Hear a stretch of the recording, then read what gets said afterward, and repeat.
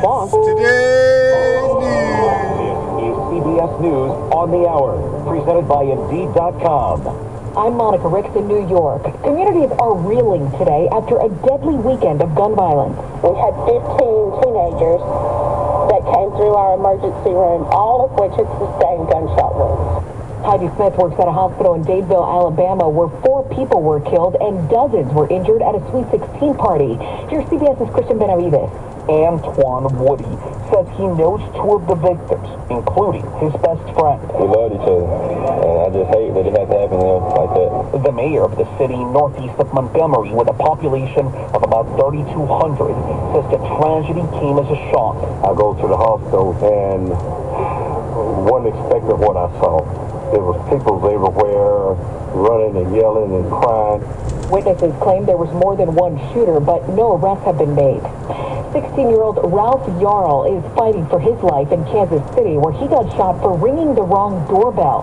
CBS's Lilia Luciano. Black lives are under attack! What do you do? Protesters gathered and demonstrated on Sunday, including Yarl's father. We want charges. If it goes free, the next black kid that's gonna ring that doorbell could get shot again. The shooter was in police custody, but has since been released. And this is all happening as hundreds of students hit the ground in Washington, D.C. to demand a federal ban on assault weapons. There have been more than 160 mass shootings so far this year, many at schools. George Floyd's killer will stay behind bars. Minnesota's Court of Appeals has upheld Minneapolis police officer Derek Chauvin's second-degree murder conviction in the May 2020 death of George Floyd. Chauvin is serving a sentence of 22 and a half years. Among other things, his lawyers argued pretrial publicity prevented Chauvin from getting a fair trial.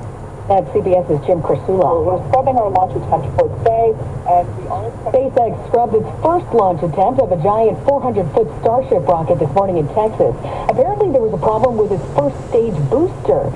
No people or satellites were on board for the attempt, but the company does plan to use Starship to eventually send astronauts and cargo to the moon and Mars.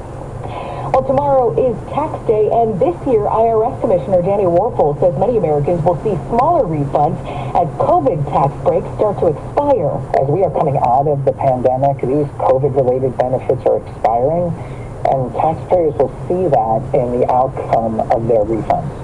Residents in 7 states where disasters have recently hit have more time to file. This is CBS News.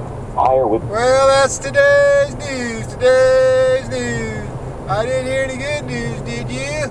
I didn't think so. I guess it's all about perspective. The glass is half full.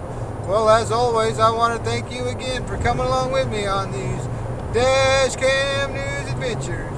You know the drill. Peace, love, and all that hippie jazz. Bye-bye, everybody.